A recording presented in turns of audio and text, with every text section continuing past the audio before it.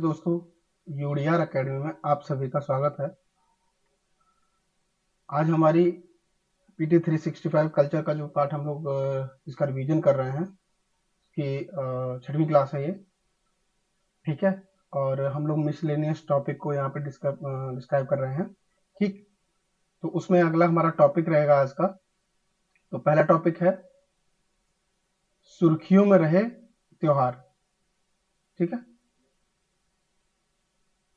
क्या कर लेते हैं जो सुर्खियों में रहे हैं जो त्योहार उनके बारे में।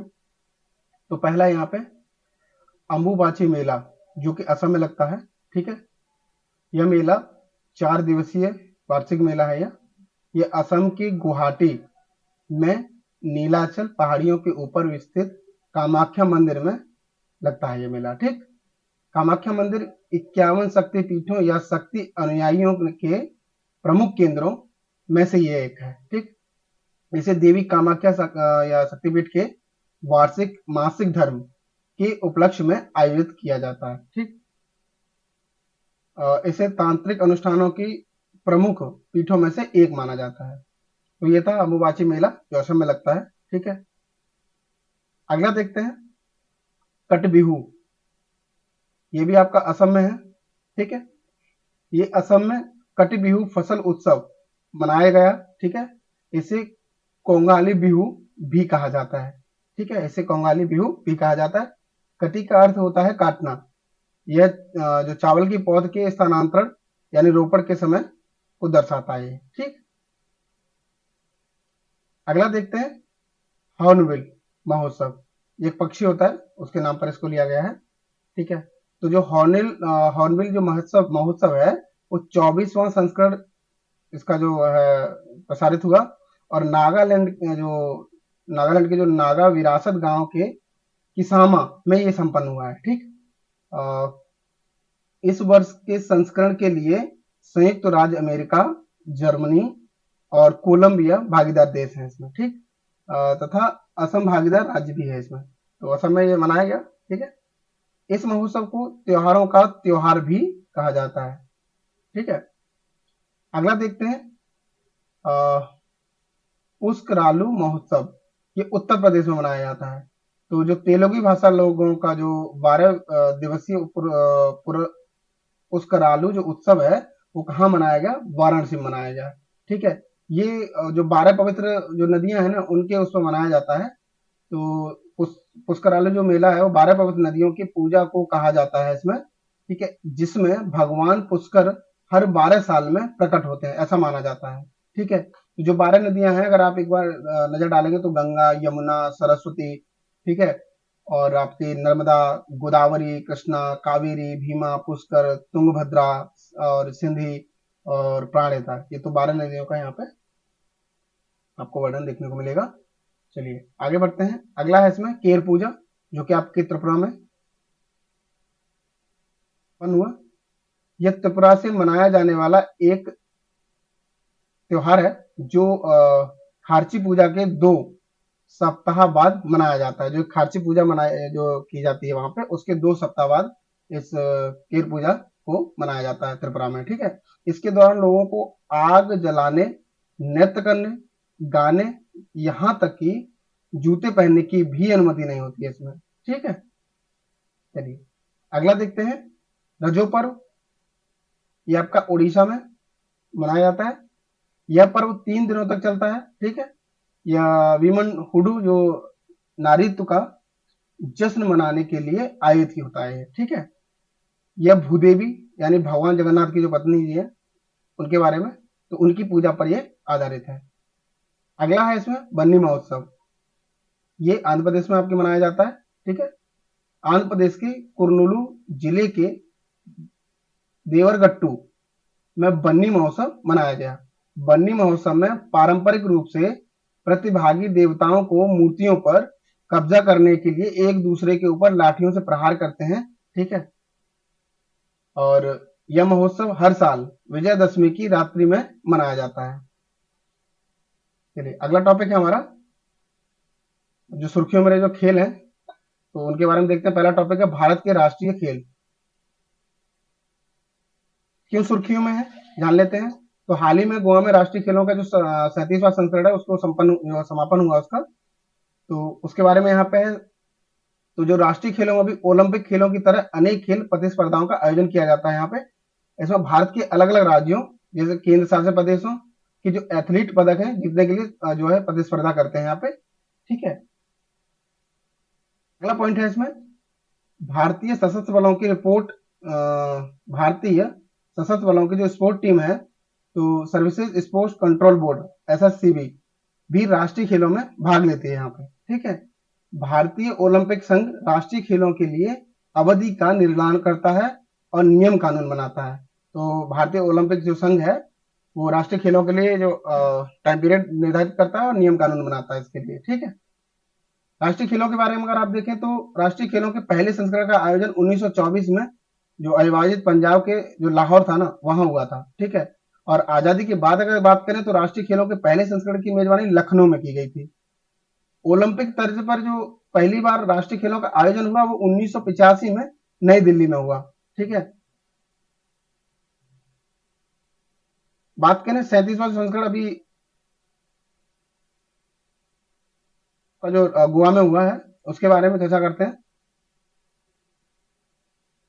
तो ये राष्ट्रीय खेलों की सभी प्रतिस्पर्धाओं में समग्र रूप से सर्वश्रेष्ठ प्रदर्शन करने के लिए राजा भालेंद्र सिंह ट्रॉफी राजा भालेंद्र सिंह ट्रॉफी महाराष्ट्र को प्रदान की गई है। राजा भालेंद्र सिंह ट्रॉफी जो है जो 1992 में 9वां एशिया खेलों की जो मेजबानी भारत को दिलाने वाले दिल्ली में इन खेलों का सफल आयोजन का श्रेय राजा भालेंद्र सिंह को दिया जाता है और उन्हीं के नाम पे ये ट्रॉफी दी जाती है। ठीक है, चलिए अगला पॉइंट हमारा सर्वश्रेष्ठ महिला एथलीट की ट्रॉफी प्रणति नायक और संयुक्ता काले ने जीती है। ठीक है, यह सर्वश्रेष्ठ पुरुष एथलीट की ट्रॉफी श्री हरि नटराज को प्राप्त की है। ठीक है, अगला है राष्ट्रीय खेलों की मसाल उत्तराखंड को सौंपी गई है। मतलब आप देखेंगे जो 38वें राष्ट्रीय खेल होंगे वो कहाँ पे होंगे, वो उत्तराखंड में होंगे। बात करें 39वां संस्करण जो आयोजित होगा वो मेघालय में होगा। ठीक है, ओलंपिक भारतीय ओलंपिक संघ के बारे में अगर बात करें आप तो ये संघ की स्थापना जो 1927 में हुई। इसके संस्थापक अध्यक्ष जो थे सर दोराबजी टाटा जी थे। ठीक है, अगर संघ की और बात करें तो भारत में ओलंपिक खेलों और राष्ट्रमंडल खेलों के लिए शासी निकाय है ये। ठीक, पंजीकरण के रूप में तो देखें ये जो है एक गैर लाभकारी संगठन के रूप में 1860 के सोसाइटी रजिस्ट्रेशन एक्ट के तहत किया गया इसका पंजीकरण। ठीक, ये जो है आपके अंतरराष्ट्रीय ओलंपिक समिति, राष्ट्रमंडल खेल संघ, एशियाई ओलंपिक परिषद और ओलंपिक समितियों का एक राष्ट्रीय संघ है ये। ठीक, अगला है हमारा खेलो इंडिया पैरा गेम्स 2023। सुर्खियों में क्यों है, तो प्रथम खेलो इंडिया पैरा गेम्स जो है 2023 का आयोजन दिसंबर 2023 में दिल्ली में किया गया है। कहाँ किया गया, दिल्ली में। इससे संबंधित तथ्य के बारे में अगर जाने आप तो इसके तहत खेल जो है 7 खेल प्रतिस्पर्धाओं का आयोजन किया गया। इन प्रतिस्पर्धाओं में शामिल जो थी वो पैरा तीरंदाजी, para athletics, para badminton, para table tennis, para जो पावर लिफ्टिंग है, फुटबॉल है, पैरा शूटिंग है। तो इसमें 7 प्रतिस्पर्धाओं को शामिल किया गया है। ठीक है, अगर पदक तालिका के शीर्ष की बात करें तो हरियाणा ने ये प्राप्त किया है, जीता है। ठीक है, भारत सरकार दूसरा जो नंबर है इसमें उत्तर प्रदेश का स्थान है। ठीक है, भारत सरकार की खेलो इंडिया पहल के तहत नई खेल प्रतिस्पर्धा, इस पहल में खेलो इंडिया यूथ गेम्स, खेलो इंडिया यूनिवर्सिटी गेम और खेलो इंडिया विंटर गेम्स भी शामिल हैं इसमें। ठीक है, खेलो इंडिया गेम्स के बारे में अगर आप देखें तो इसका आयोजन खेलो इंडिया नामक एक केंद्रीय क्षेत्र योजना के तहत किया जाता है और 2018 से अब तक 11 खेलो इंडिया गेम्स सफलतापूर्वक आयोजित किए जा चुके हैं ये। ठीक है, प्रथम संस्करण आपका ये दिल्ली में हुआ था, दिल्ली में। ठीक है, चलिए अगला है हमारा डायमंड लीग। क्या है ये जान लेते हैं। तो लंबी कूद के भारतीय एथलेटिक मुरली श्री शंकर ने पेरिस डायमंड लीग में तीसरा स्थान हासिल किया है। ठीक है, डायमंड लीग शीर्ष स्तरीय ट्रैक और फील्ड प्रतिस्पर्धाओं की एक वार्षिक श्रृंखला है। इस इसका जो आयोजन है अंतरराष्ट्रीय एथलेटिक्स शासी निकाय वर्ल्ड एथलेटिक्स करता है इसका। ठीक है, इसमें 2010 में पूर्ववर्ती जो आपका जो आईएएफ है गोल्डन लीग और IAF world athletic final event की जगह शुरू किया गया ये। ठीक है, अगर अगले पॉइंट की बात करें तो डायमंड लीग के एक विशेष सत्र के आमतौर पर ये प्रतिस्पर्धाओं की संख्या 14 होती है। ये प्रतिस्पर्धाएं दुनिया भर के अलग अलग शहरों में आयोजित की जाती हैं। ठीक है, चलिए आगे बढ़ते हैं। आईसीसी वर्ल्ड टेस्ट चैंपियन, ये भी हाल ही में भारत को हरा करके ऑस्ट्रेलिया ने जीता है। ठीक है, तो उसके बारे में यहाँ पे चर्चा है। तो आईसीसी यानी कि इंटरनेशनल क्रिकेट काउंसिल, तो उसी की चैंपियनशिप की बात हो रही है। तो ऑस्ट्रेलिया ने भारत को हरा करके डब्ल्यू जो टीसी है वर्ल्ड टेस्ट जो चैंपियनशिप है का खिताब जीता है। तो डब्ल्यूटीसी में शीर्ष 9 टेस्ट टीमें शामिल होती हैं, जिसमें सभी 3 सीरीज जो घरेलू मैदानों के 3 सीरीज विदेशी मैदानों पर, यानी कुल 6 सीरीज खेली जाती है इसमें। ठीक है, डब्ल्यूटीसी फाइनल शीर्ष 2 टीमें आयोजित होती है, फाइनल में 2 टीमें पहुंचती हैं इसमें। ठीक है, तो अब बस इतना है इसमें कि ये जान लीजिए कि इसमें ऑस्ट्रेलिया ने इसको जीता है भारत को हरा के। ठीक है, चलिए आगे बढ़ते हैं। सुर्खियों में जो सरकारी पहले हैं उसके बारे में जान लेते हैं। तो पहला यहाँ पे संशोधित अडॉप्ट अ हेरिटेज 2.0 कार्यक्रम। ठीक है, क्या है ये, सुर्खियों में क्यों है? तो एएसआई यानी भारतीय पुरातत्व सर्वेक्षण ने संशोधित अडॉप्ट ए हेरिटेज 2.0 कार्यक्रम की शुरुआत की है। ठीक है, अगर इसके तथ्य के बारे में देखेंगे तो अडॉप्ट हेरिटेज योजना मूल रूप से 2017 में पर्यटन मंत्रालय, संस्कृति मंत्रालय और आपका जो भारतीय पुरातत्व सर्वेक्षण है एएसआई और राज्य या केंद्र शासित प्रदेश सरकारों के साझा प्रयासों से के तहत ये शुरू की गई थी पहल। ठीक है, इसका उद्देश्य निजी और सार्वजनिक क्षेत्र के संगठनों तथा व्यक्तियों की सक्रिय भागीदारी से स्मारक स्थलों पर गुणवत्तापूर्ण एवं समावेशी सुविधाएं उपलब्ध कराना था। ठीक है, अगर बात करें यहाँ पे पुरातत्व सर्वेक्षण की, तो उसमें देखेंगे आप कि महानिदेशक भारतीय स्मारक तथा पुरातत्व स्थल और अवशेष अधिनियम 1958 के तहत संरक्षित स्मारकों के रख रखाव के खर्च के नियमित स्वैच्छिक योगदान प्राप्त कर सकता है ये। ठीक है, अडॉप्ट ए हेरिटेज 2.0 योजना की विशेषताओं के बारे में देखें तो स्मारक सारथी, इसको पहले स्मारक मित्र कहा जाता था, अब क्या कहा जा रहा है, स्मारक सारथी। तो ये निजी सार्वजनिक क्षेत्र की कंपनी यानी ट्रस्ट, एनजीओ, सोसाइटी कोई भी हो सकते हैं। ठीक है, एएसआई द्वारा ये इस कार्यक्रम के लिए चुना गया। ठीक है, बात करें अगर इस परियोजना का वित्त पोषण के रूप में, तो निजी और सार्वजनिक क्षेत्र की कंपनियां अपने कारपोरेट सामाजिक उत्तरदायित्व कोष का उपयोग कर सकेंगी, जबकि अन्य संस्था या व्यक्ति स्वैच्छिक रूप से वित्तीय योगदान इसमें कर सकते हैं। ठीक है, इसमें थोड़ा लचीलापन भी अपनाया गया है। तो किसी स्मारक को पूर्ण रूप से गोद लेने की अनुमति होगी इसमें, और सुविधाओं में से किसी एक की जिम्मेदारी लेने की भी अनुमति इसमें होगी। ठीक है, या तो आप उसको गोद ले लीजिए या किसी एक सुविधा को आप जिम्मेदारी आप उठा सकते हैं उसकी। अगला पॉइंट है इसमें सुविधाओं का 4 आयामी फ्रेमवर्क, यानी स्वच्छता, पहुंच, सुरक्षा और ज्ञान, ये आयाम है इसके। ये जो परियोजना है वो 5 वर्ष की अवधि के लिए होगी। ठीक है, आगे बढ़ते हैं। राष्ट्रीय सांस्कृतिक मानचित्रण मिशन, राष्ट्रीय सांस्कृतिक मानचित्रण मिशन, आइए देख लेते हैं। तो हाल ही में सरकार ने राष्ट्रीय सांस्कृतिक मानचित्रण मिशन के मेरा गांव मेरी धरोहर कार्यक्रम के तहत 1 लाख से अधिक गांवों की अनूठी विशेषताओं की पहचान करके उनका दस्तावेजीकरण किया है, इसलिए सुर्खियों में रहा। इस सर्वेक्षण के बारे में देख लेते हैं, मेरा गांव मेरी धरोहर। तो इसका जो उद्देश्य है ग्रामीण स्तर पर सांस्कृतिक पहचान का दस्तावेजीकरण करना। इसके उद्देश्यों में जो अगला शामिल है, ग्रामीण भारत की अनूठी सांस्कृतिक विरासत का दोहन करना। ठीक है,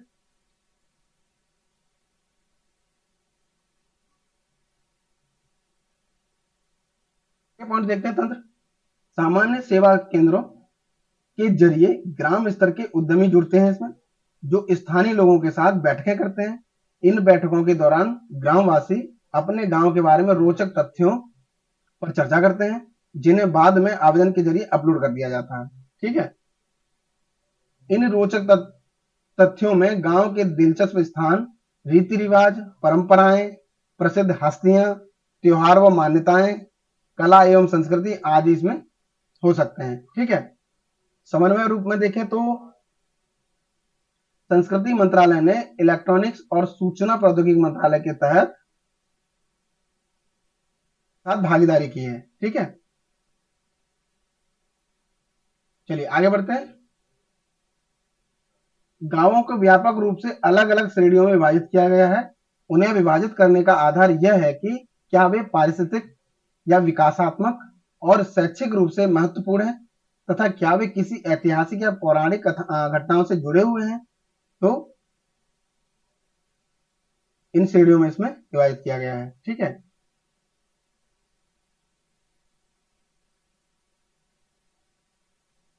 एनएमसीए के बारे में देखें, राष्ट्रीय सांस्कृतिक मानव चित्रण मिशन के बारे में, तो उसमें दिया गया है कि शुरुआत 2017 में हुई थी, जो संस्कृति मंत्रालय ने की थी। ठीक है। इसमें शामिल जो संस्थाएं हैं, तो संस्कृति मंत्रालय द्वारा जो राष्ट्रीय सांस्कृतिक मानव चित्रण मिशन है, ठीक है, को संचालित करने का जो कार्य है, वो आपका जो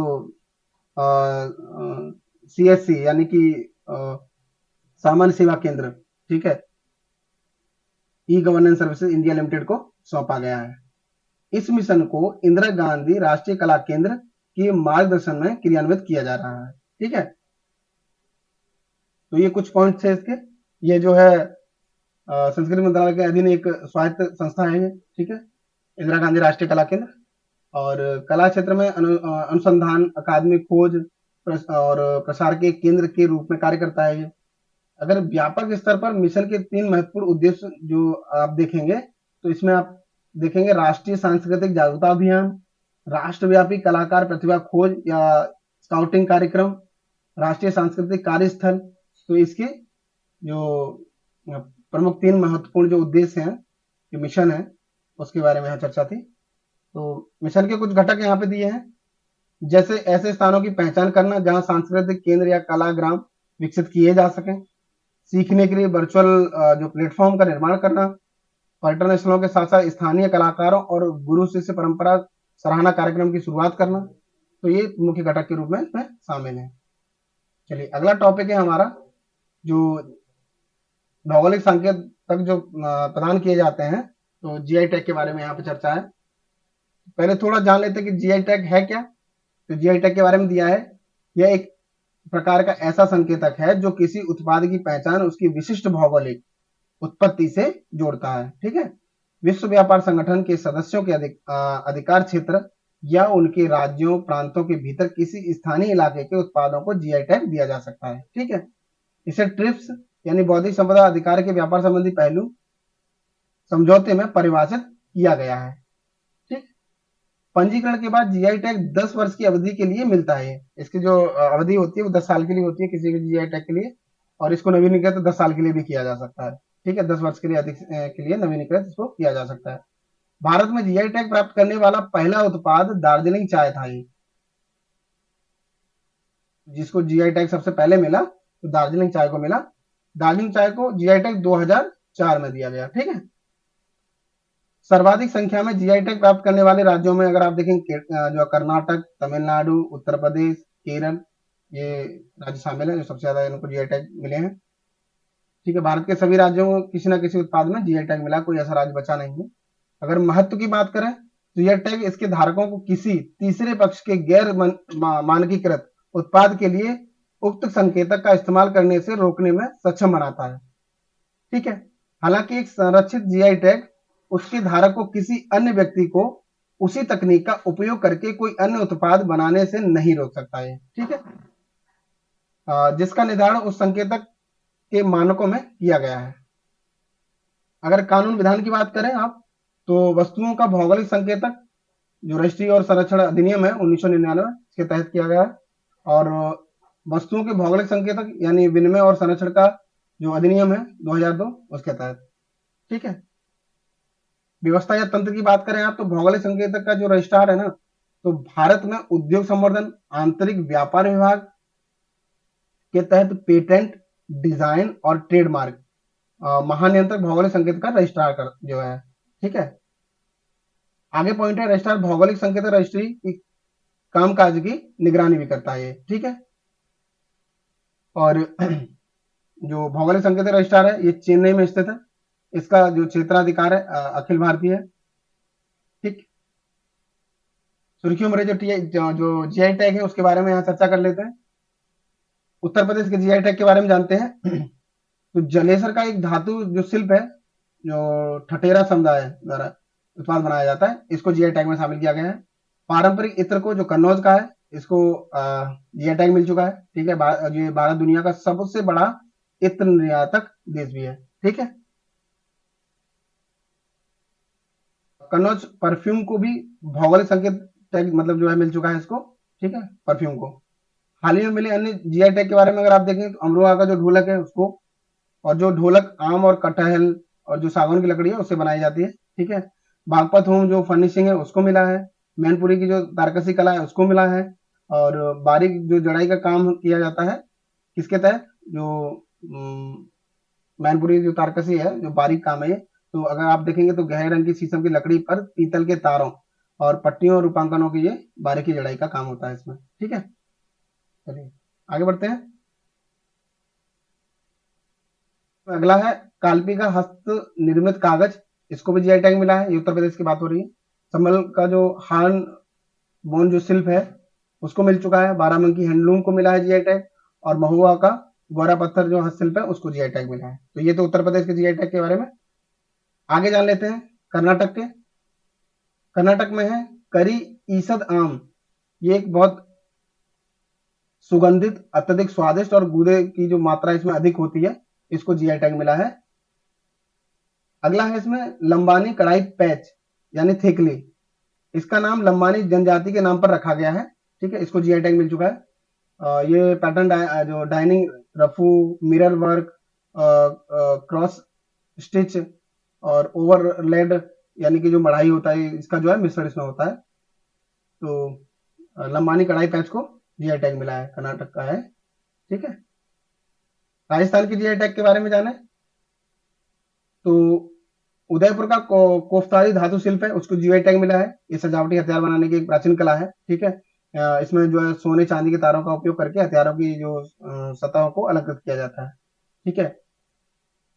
बीकानेर का कासीदाकारी जो शिल्प है उसको मिला है जो है जीआई टैग। और ये एक सिलाई की कला है, ठीक है। सूत, रेशम या मखमल पर कांच जड़ाई का कार्य किया जाता है इसमें, ठीक है। अगला है जोधपुर बंधेज शिल्प, इसको भी जीआई टैग मिला है। ये राजस्थानी की एक बंधनी वस्त्र कला है ये, ठीक।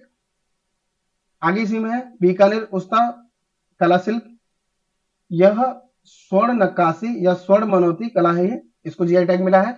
यह नक्काशी दीवारों, छतों, कांच, लकड़ी, संगमरमर और ऊंट के चमड़े से बनी कलाकृतियों पर की जाती है ये, ठीक है। आगे देखते हैं गोवा के जीआई टैग के बारे में।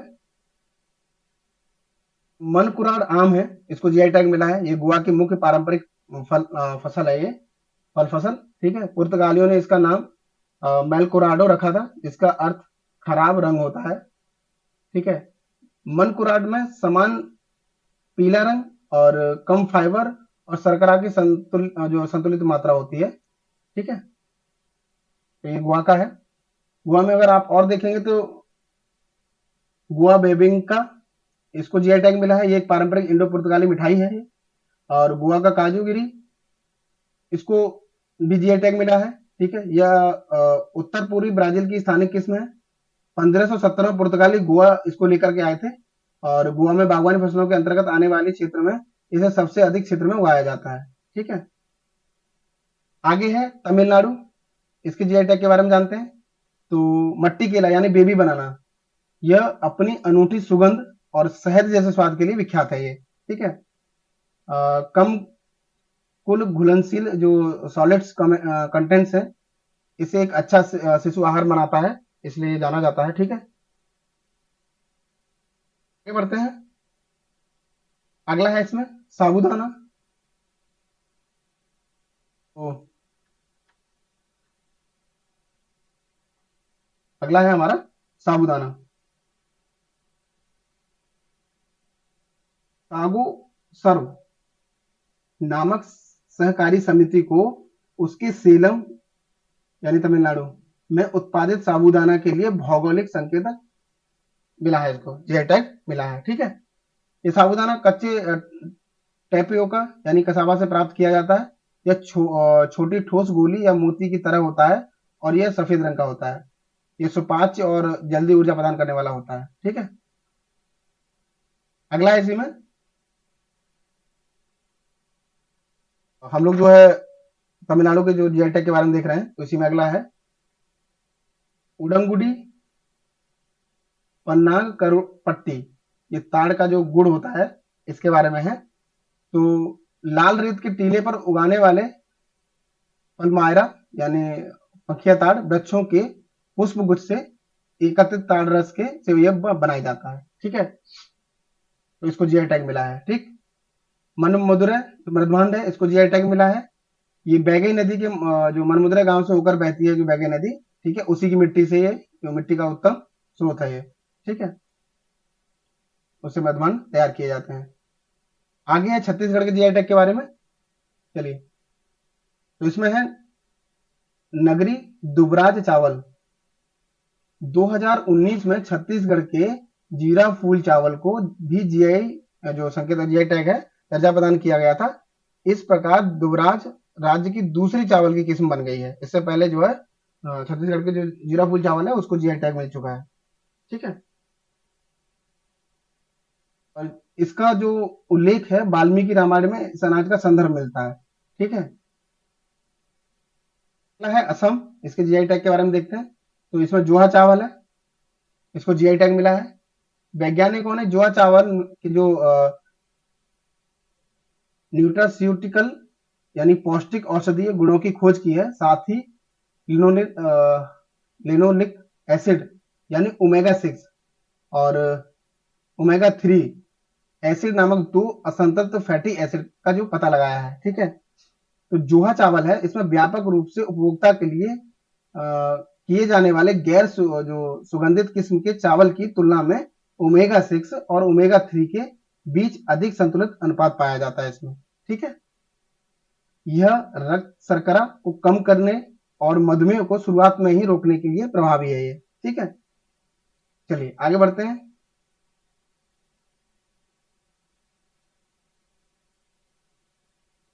क्या है हमारा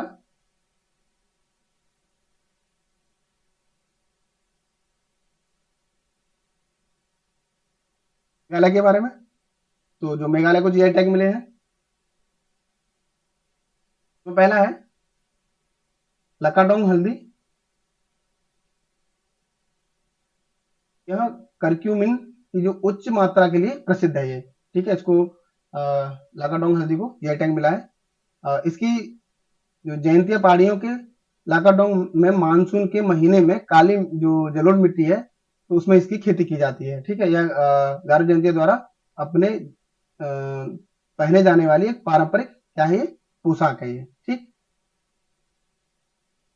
अगला है इसमें लरनाई मिट्टी के बर्तन।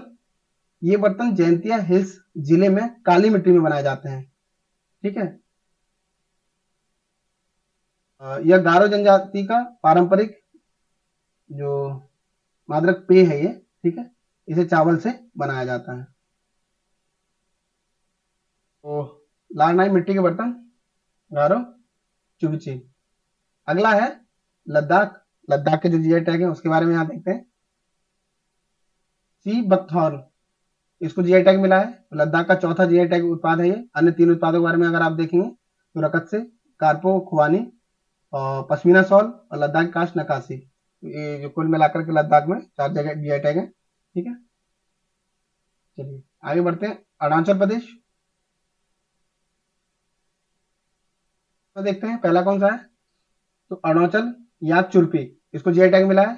तो अरुणाचल याक चुरपी भौगोलिक संकेतक मिला है इसको। ठीक है, यह पहला याक दूध उत्पाद बन गया है ये जीआई टैग पाने वाला। ठीक है, याक चुरपी प्राकृतिक रूप से किण्वित पनीर, इसे अरुणाचली याक के दूध से तैयार किया जाता है। यह जानवर अरुणाचल प्रदेश में अधिक ऊंचाई वाले क्षेत्रों में पाया जाता है ये याक। ठीक है, इस उत्पाद में प्रोटीन प्रचुर मात्रा में उपलब्ध होता है।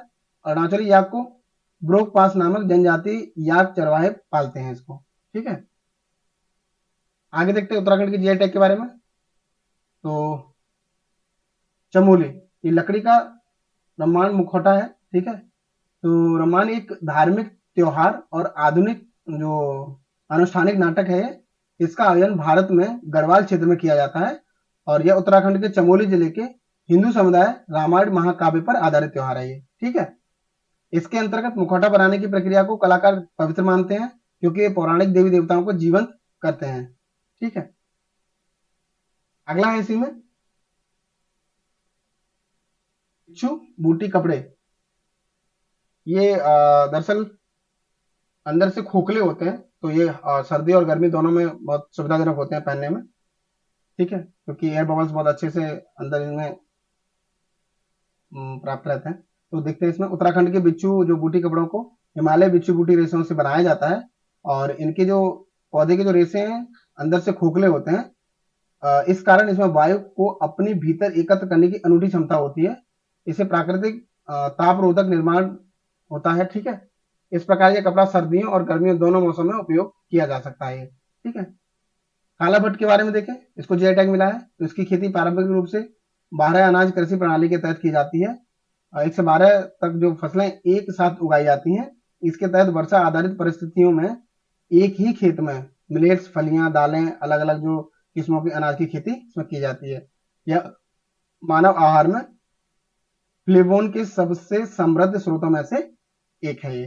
ठीक है, अगला है इसमें बुरांस यानी रेड्रोडेंड्रॉन आर्बोरियम। ठीक है, यह उत्तराखंड का राजकीय पुष्प है। बुरांस के फूलों में प्रमुख पिगमेंट के रूप में एंथोसाइनिन और फ्लेवोनोल्स यानी कि स्वास्थ्यप्रद जो है मौजूद होते हैं। एंथ्रोसाइनिन जल में घुलनशील फ्लोवोने जो नोट्स है एक वर्ग होता है ये। ठीक है, जो हाल ही में टैग मिला है अन्य जो जीआई टैग मिले हैं अरुणाचल में, वो सॉरी उत्तराखंड में, उनके बारे में यहाँ पे दिया है। तो मंडुआ है रागी जो मिलेट्स है इसको दिया है और झंगोरा मिलेट्स इसको दिया है। लाल चावल, चौलाई, पहाड़ी तूर दाल और गहत की दाल, रामनगर लीची। ठीक है, माल्टा फल, रामगढ़ नैनीताल जो आड़ू है इसको, अल्मोड़ा लखौरी मिर्ची और बोरीनाग चाय, लिखाई यानी लकड़ी पर जो नक्काशी होती है। ठीक है, मोमबत्ती जो हाथों से बनाया जाता है। ठीक है, जो प्राकृतिक फूलों से इसका निर्माण किया जाता है और कुमायूं का रंगीला जो पिछौड़ा है, तो इनको जीआई टैग मिल गया है। ठीक है, चलिए आगे बढ़ते हैं। अगला है हमारा होमी, सुर्खियों में रहे हैं अन्य महत्वपूर्ण। तो होमो नलेडी क्या है ये जान लेते हैं। तो नए साक्ष्यों के अनुसार होमो नलेडी समुदाय अपने संबंधियों के शवों को दफनाते होंगे और गुफा में नक्काशीदार अर्थपूर्ण प्रतीकों को उत्कीर्ण करते होंगे। ठीक है, उल्लेखनीय है कि होमो नलेडी एक विलुप्त जो है मानव प्रजाति है। तो अगर मानव प्रजाति में आप देखेंगे तो शुरुआती जो पूर्वज है हमारे, तो आर्डिपिथेकस हैं, ऑस्ट्रेलोपिथेकस थे, होमो हेबिलिसिस थे, होमो इरेक्टस थे, होमो निएंडरथालेंसिस थे, डेनिसोवंस थे। तो ये अन्य जो है शुरुआती जो मानव प्रजाति है के रूप में इनको देख सकते हैं। तो इसी में से एक जो है एक प्रजाति हुआ करती थी होमो नलिडी जो अभी लुप्त प्राय है। ठीक है, तो उसके बारे में यहाँ चाहता है। तो उनकी कब्र किसी भी ज्ञात होमो सेपियंस की कब्रगाहों से कम 1 लाख वर्ष पुरानी है ये। ठीक है, अगर बात करें विशेषताओं की होमो नलिडी की, तो ये शरीर को पूर्णतः सीधे रख कर चलते थे और उनके हाथ आधुनिक मानव के समान थे। ठीक है, उनकी कंधों की बनावट पेड़ों आदि पर चढ़ने के अनुकूल थी और उनके दांतों का आकार प्राचीन जो प्राइमेट्स के दांतों के आकार जैसा था। ठीक है, उनके मस्तिष्क का आकार आधुनिक जो मानव है ना उसके केवल 1/3 था। ठीक है, तो होमोनिड के बारे में ये था। अगला है महिला ओधवर लेते हैं। तो तमिलनाडु ने मंदिरों में महिला ओधवरों की नियुक्ति की है। क्या है, ओधवर शैव मंदिरों में तिरुमुरै ग्रंथ से जो भगवान शिव की स्तुति गान में सेवारत रहते हैं या रहते हैं। ठीक है, तो उनकी यहाँ पे नियुक्ति हुई है। तो तिरुमुरै तमिलनाडु में नयनार संतों द्वारा 6वीं से 10वीं शताब्दी ईस्वी के बीच भगवान शिव की स्तुति में गाए गए गीतों का 12 खंडों का संग्रह है। ठीक है, यहाँ कुछ खंडों के बारे में दिया है। तो जो प्रथम 7 खंडों को तेवरम कहा जाता है। ये 3 प्रसिद्ध नैराज संतों जो सुंदरार, समंदर और आपके अपारजित हो, इनके द्वारा रचित है ये। ठीक है, मणिकाव सागर ने 8वें खंड को पूरा किया था। 9वें खंड को तोते तिरम जो शिव की स्तुति में कहा जाता है इसको। ठीक है, अगर बात 10वें खंड में करें तो तिरुमूल जी की जो रचनाएं शामिल हैं इसमें। 11वें खंड में एक महिला कवित्री कराइकल अमयार और नाम्बी अंडार की लघु कृतियां शामिल हैं इसमें। 12वें खंड को देखेंगे आप तो यार पुराणम कहा जाता है 12वें खंड को। ठीक है, चलिए इसमें बाली यात्रा देख लेते हैं। कार्तिक पूर्णिमा के अवसर पर एशिया के सबसे बड़े मुक्तकाश वार्षिक व्यापार मेले बाली यात्रा की शुरुआत कहाँ की गई? उड़ीसा के कटक में, जो महानदी के तट पर हुई है इसकी। ठीक है, चलिए अगला पॉइंट है इसमें, यह मेला वास्तव में प्राचीन कलिंग साम्राज्य से शुरू होने वाले सामूहिक समुद्री यात्राओं के गौरव को याद करने का अवसर होता है।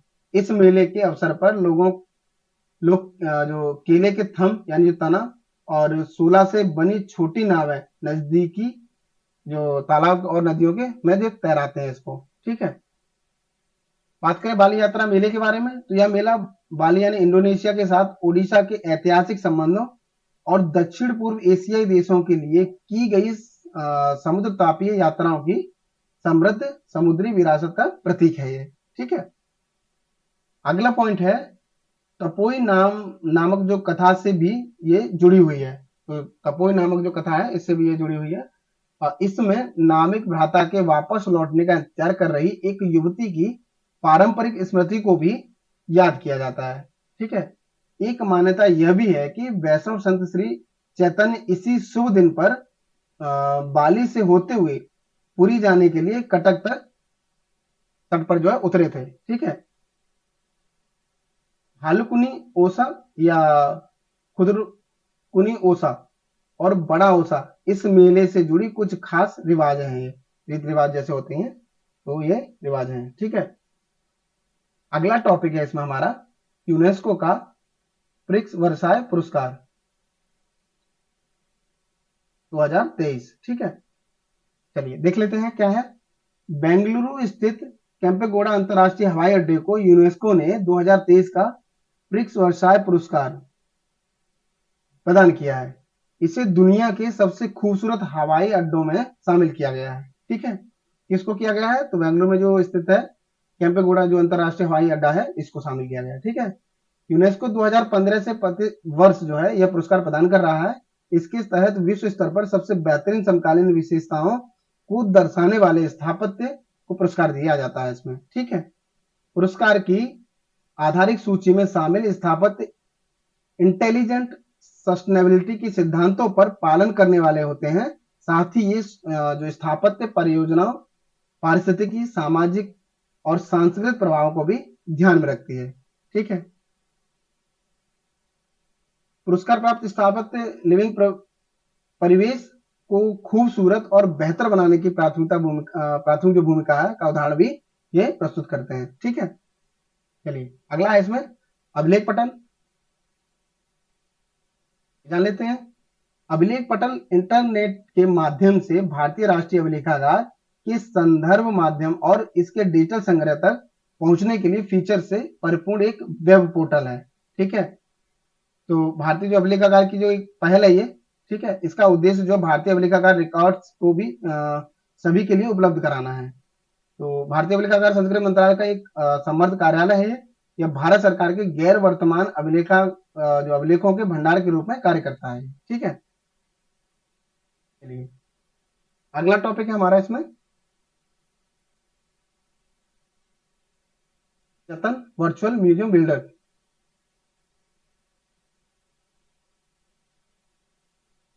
जान लेते हैं। जतन वर्चुअल म्यूजियम बिल्डर जो है भारतीय संग्रहालयों के लिए एक डिजिटल संग्रह प्रणाली प्रबंधन प्रणाली है ये। यह एक क्लाइंटर सर्वर एप्लीकेशन है ये, ठीक है। इसमें image cropping, water marking, unique numbering, multimedia जो रिप्रेजेंटेशन है के साथ डिजिटल ऑब्जेक्ट के प्रबंध जैसी सुविधाएं ये मौजूद कराते हैं, ठीक है। अगला पॉइंट है इसमें, इस सॉफ्टवेयर को human centre design and computing group ने डिजाइन किया है, ठीक है, और विकसित किया है इसको। और यह संस्था centre for development of advance computing यानी सीडेक जो पुणे में के अधीन कार्य करती है, ठीक है। उल्लेखनीय है कि केंद्र सरकार ने कलाकृतियों को बेहतर तरीके से संरक्षण के लिए अपने प्रशासनिक नियंत्रण वाले सभी संग्रहालयों के 3D डिजिटलीकरण की योजना बनाई है और इसी योजना का एक हिस्सा है यह, ठीक है। यह कार्य 2023 के अंत तक पूरा किया जाता है, ठीक।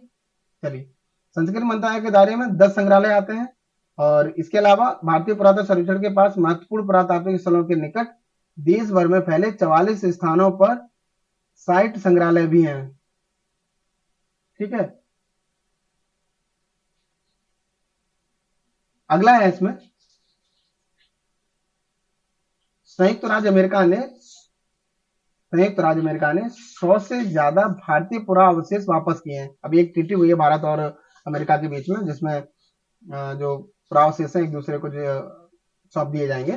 तो इसी के बारे में यहाँ पे चर्चा है। तो भारत और अमेरिका ने आपराधिक मामलों पर पारस्परिक कानूनी सहायता संधि, ठीक है, पर हस्ताक्षर किए हैं और इस संधि में जो पुराअवशेषों को मूल देशों को वापस करने पर एक दूसरे को सहायता करने का प्रावधान किया गया था, इसमें शामिल है, ठीक है, प्रावधान किया गया है।